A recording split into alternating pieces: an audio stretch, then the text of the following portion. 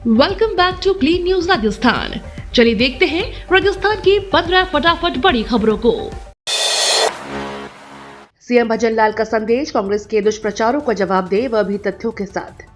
अंताप चुनाव के बाद मुख्यमंत्री भजन लाल शर्मा सत्ता और संगठन के बीच संवाद मजबूत करने में जुट गए हैं। बुधवार को उन्होंने भरतपुर और उदयपुर संभाग के भाजपा पदाधिकारियों और कार्यकर्ताओं से मुख्यमंत्री निवास पर मुलाकात की। सीएम ने कहा कि कांग्रेस झूठे बयानों के जरिए भ्रम फैलाने की कोशिश कर रही है, इसलिए कार्यकर्ता तथ्यों के साथ जवाब दें और सरकार की 2 वर्षों की उपलब्धियां हर वर्ग तक पहुंचाएं। उन्होंने डबल इंजन सरकार की योजनाओं, किसान सम्मान निधि, आवास योजना, स्वनिधि और सहकारी ऋण को जनता तक ले जाने पर जोर दिया। सीएम ने आगामी निकाय और पंचायती राज चुनाव के लिए पूरी तैयारी करने के निर्देश भी दिए। काम नहीं तो पद नहीं, यूथ कांग्रेस में 18 जिलाध्यक्षों पर गिर सकती है गाज। राजस्थान यूथ कांग्रेस में बड़ा संगठनात्मक एक्शन शुरू हो गया है।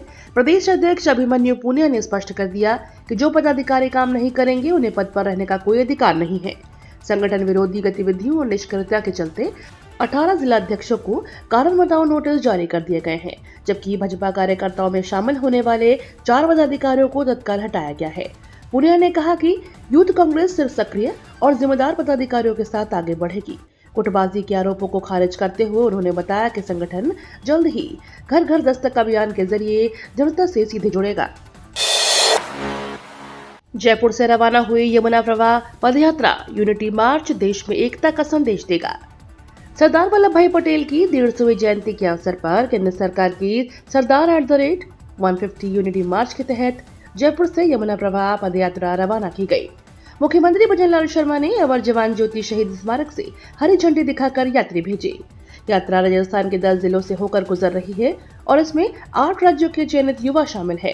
प्रत्येक जिले में सांस्कृतिक कार्यक्रम, युवा संवाद और पारंपरिक स्वागत आयोजित किया जा रहा है। यह यात्रा देश भर में एकता, अखंडता और सरदार पटेल के योगदान का संदेश फैलाती है। 4 प्रवाह यात्राएं अंततः गुजरात के करमसद में मिलेंगी। जयपुर में सफाई कर्मचारियों की अनिश्चितकालीन हड़ताल, पूरे प्रदेश में आंदोलन की चेतावनी। जयपुर में सफाई कर्मचारियों ने अपनी 11 सूत्रीय मांगों को लेकर बुधवार से अनिश्चितकालीन हड़ताल शुरू कर दी। कर्मचारी मोबाइल ऐप हाजिरी प्रणाली समाप्त करने, लंबित भर्ती, पदोन्नति और ठेकेदारी प्रथा समाप्त करने जैसी मांगे मान्यता न मिलने पर झाड़ू डाउन आंदोलन पर उतर गए हैं। संघ अध्यक्ष नंदकिशोर डिंडोरिया का आमरण अनशन भी 5वें दिन जारी है। हड़ताल का असर शहर में कचरा उठाने, शौचालय सफाई और सड़क सफाई पर दिखने लगा है। संगठनों ने चेतावनी दी है कि समाधान नहीं मिला तो आंदोलन पूरे प्रदेश में फैल सकता है। जयपुर में लो फ्लोर बस ड्राइवरों की हड़ताल खत्म, वेतन बढ़ोतरी और आर्थिक सहायता पर सहमति। जयपुर में कई दिनों से चल रही लो फ्लोर बस ड्राइवरों की हड़ताल आखिरकार खत्म हो गई है। पारस ट्रैवल कंपनी और ड्राइवर यूनियन के बीच हुए समझौते के बाद बुधवार से बस संचालन फिर शुरू हो गया। शहर में ठप पड़ी 200 बसों के चलते आम जनता बुरी तरह से प्रभावित थी। समझौतों के तहत ड्राइवरों की सैलरी अगले महीने से 1000 बढ़ेगी और हर साल 1000 इंक्रीमेंट दिया जाएगा। दिवंगत कर्मचारी के परिवार को 1 लाख की सहायता और सभी ड्राइवरों के लिए दुर्घटना बीमा की घोषणा भी की गई है। इस फैसले को ड्राइवरों की एकता और सामाजिक सुरक्षा की बड़ी जीत माना जा रहा है। हाईकोर्ट का सख्त आदेश, हाईवे से 1102 शराब ठेके 2 माह में हटेंगे। राजस्थान हाईकोर्ट ने बड़ा फैसला सुनाते हुए नेशनल और स्टेट हाईवे के 500 मीटर दायरे में आने वाले 1102 शराब ठेकों को 2 माह में हटाने के निर्देश दिए हैं।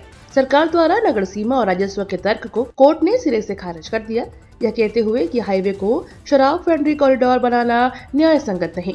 हाल ही में जयपुर पर फलौदी के भीषण हादसों का जिक्र करते हुए अदालत ने ड्रिंक एंड ड्राइव के बढ़ते मामलों पर गंभीर चिंता जताई। साथ ही हाईवे से दिखाई देने वाले सभी शराब विज्ञापनों और साइन बोर्ड को तुरंत हटाने के आदेश दिए हैं, यह कहते हुए कि जन सुरक्षा सर्वोपरि है। राजस्थान पुलिस की कार्यवाही, सर्दी में ये जैकेट पहनी तो हो जाएगी जेल। राजस्थान पुलिस ने कोटपूतली में गैंगस्टर लॉरेंस बिश्नोई के नाम पर बनी जैकेट बेचने वाले 3 लोगों कृष्ण उर्फ गुड्डू, संजय सैनी और सुरेश चंद्र को गिरफ्तार किया है। पुलिस ने उनके पास से लॉरेंस की तरह दिखने वाली ब्लैक ऑरेंज जंग की 35 जैकेट जब्त की है। अधिकारियों के मुताबिक गैंगस्टर का महिमा मंडन समाज में अपराध को बढ़ावा देता है, इसलिए ऐसी जैकेट को बेचने और पहनने पर प्रतिबंध लगाया गया है। पुलिस ने चेतावनी दी है कि नियम तोड़ने पर कानूनी कार्रवाई की जाएगी। उद्घाटन से दूर रखे जा रहे जनप्रतिनिधि, राजस्थान में बढ़ा सियासी संग्राम। राजस्थान में सरकारी कार्यक्रमों से कांग्रेस सांसदों और विधायकों को दूर रखे जाने का विवाद अब गर्माता जा रहा है। तो सांसद मुरारीलाल मीणा ने आरोप लगाया कि भाजपा सरकार जानबूझकर चुनकर आए जनप्रतिनिधियों को उद्घाटन और शिलान्यास जैसे कार्यक्रमों में नहीं बुला रही। मीणा ने जिला कलेक्टर को ज्ञापन सौंपते हुए इसे लोकतांत्रिक परंपराओं का उल्लंघन बताया। उन्होंने शिकायत लोकसभा अध्यक्ष और राज्य के मुख्य सचिव तक पहुँचाई है और चेतावनी दी है कि हालात नहीं बदले तो मामला प्रिविलेज कमेटी में उठाया जाएगा। इस मुद्दे ने प्रदेश की राजनीति में नई गर्मी ला दी है। ग्रीनफील्ड एक्सप्रेसवे के विरोध में किसान महापंचायत कहा जान देंगे जमीन नहीं देंगे। कोटपुतली और किशनगंज ग्रीनफील्ड एक्सप्रेसवे परियोजना के खिलाफ किसान विरोध में उतर गए। नीम के थाना क्षेत्र के भदौली बाईपास पर मंगलवार को महापंचायत हुई, जिसमें किसानों ने 6500 बीघा कृषि भूमि के अधिग्रहण का कड़ा विरोध जताया। राष्ट्रीय अध्यक्ष रामपाल जाट ने कहा कि एक्सप्रेसवे किसानों के लिए नुकसानदेह है और इसमें खेत 2 हिस्सों में बांटे जाएंगे।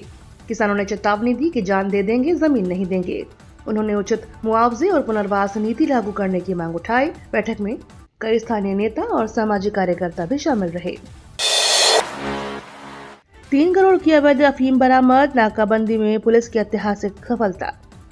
राजस्थान के बांसवाड़ा में पुलिस ने मादक पदार्थों के खिलाफ अब तक की सबसे बड़ी कार्रवाई करते हुए 23 क्विंटल से ज्यादा अवैध अफीम डोडा चुरा जब्त किया है। सल्लोपाट थाने की टीम ने मुना डोंगर चेक पोस्ट पर रात के समय नाकाबंदी के दौरान एक संदिग्ध ट्रक को रोका। तलाशी में यूरिया के कट्टों के नीचे 117 काले बैग मिले, जिसमें अफीम भरी थी। इसकी कीमत करीब 3 करोड़ 70 लाख रुपए आंकी गई है। ट्रक चालक नरेश नैन बिश्नोई को गिरफ्तार कर लिया गया है, जिसने प्रतापगढ़ से माल लोड होने की बात कबूली। पुलिस अब पूरे नेटवर्क की जांच में जुटी है। दिया कुमारी ने दिखाई हरी झंडी, 21 से 65 वर्ष तक के पूर्व छात्र हुए शामिल। मेयो कॉलेज की स्थापना के 150 वर्ष पूरे होने पर बुधवार को जयपुर सिटी पैलेस से 150 किलोमीटर लंबी साइक्लोथॉन को डिप्टी सीएम दिया कुमारी ने हरी झंडी दिखाकर रवाना किया। इस अनूठी यात्रा में 21 से 65 वर्ष के मेयो कॉलेज के पूर्व छात्र शामिल हुए, जिनमें आर्मी ऑफिसर, डॉक्टर, बिजनेसमैन और अंतर्राष्ट्रीय स्तर तक पहचान बना चुके एलुमनाई मौजूद रहे। दिया कुमारी ने मेयो कॉलेज से अपने परिवार के ऐतिहासिक जुड़ाव को याद किया और कहा, यह संस्थान राजस्थान का गौरव है। 1875 से स्थापित मेयो कॉलेज आज भी परंपरा और आधुनिक शिक्षा का संगम बनकर वैश्विक ख्याति प्राप्त कर चुका है। राजस्थान में मौसम का डबल अटैक, ठंड बढ़ी, बारिश का अलर्ट जारी। राजस्थान में मौसम का डबल अटैक जारी है। एक तरफ कड़कड़ाती ठंड बढ़ रही है तो दूसरी ओर पश्चिमी विक्षोभ के असर से बारिश का नया दौर शुरू होने वाला है।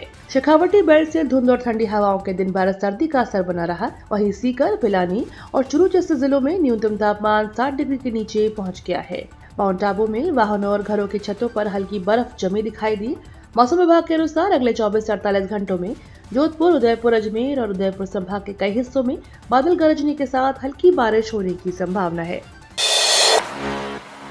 नए जिला अध्यक्षों पर विवाद, नाराज कार्यकर्ताओं ने इस्तीफे की दी चेतावनी।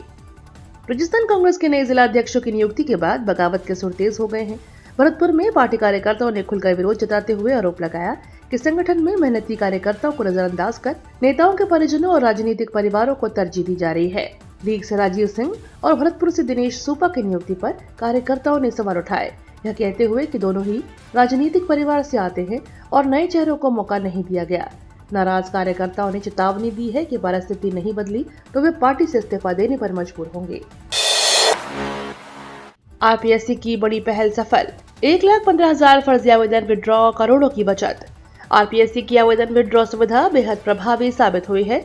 आयोग द्वारा शुरू किए गए इस नवाचार के तहत 1,15,000 से अधिक फर्जी और अयोग्य आवेदन वापस ले लिए गए, जिससे परीक्षा आयोजन पर होने वाला खर्च करोड़ों रुपए तक बच गया। अध्यक्ष उत्कल रंजन साहू के मुताबिक अनावश्यक आवेदनों से मुक्ति मिलने पर स्क्रूटनी और चयन प्रक्रिया पहले से कहीं तेज हो गई है। वहीं वांछित योग्यता न होने के बावजूद आवेदन वापस नहीं लेने वालों पर कानूनी कार्रवाई की जा रही है। आयोग का कहना है कि पात्रता देखकर ही आवेदन करें ताकि सार्वजनिक धन और संसाधनों की अनावश्यक बर्बादी रोकी जा सके। खेलो इंडिया यूनिवर्सिटी गेम्स में पहलवानों का दम, मैट पर छाया भारतीय युवा। खेलो इंडिया यूनिवर्सिटी गेम्स में कुश्ती स्पर्धाओं ने रोमांच को नई ऊंचाई दी। देश भर के विश्वविद्यालयों से आए युवा पहलवानों ने मैट पर ताकत, तकनीक और संतुलन का शानदार प्रदर्शन किया। बालक, बालिका और ग्रीको रोमन वर्ग में खिलाड़ियों ने एक से बढ़कर एक मुकाबले जीतते हुए स्वर्ण, रजत और कांस्य पदक अपने नाम किए। अतिरिक्त जिला कलेक्टर राहुल सैनी के अनुसार बुधवार की बाउट्स में खिलाड़ियों का जोश देखने लायक था। अब आज विभिन्न भार वर्गों के फाइनल मुकाबले होंगे। प्रशासन ने खेल प्रेमियों से अपील की है कि वे बड़ी संख्या में पहुंचकर युवा खिलाड़ियों का उत्साह बढ़ाएं और मुकाबलों का लाइव रोमांच देखें। ये तो थी राजस्थान की बड़ी खबरें। रोजाना सबसे पहले अपडेट पाने के लिए क्लीन न्यूज राजस्थान को अभी सब्सक्राइब करें।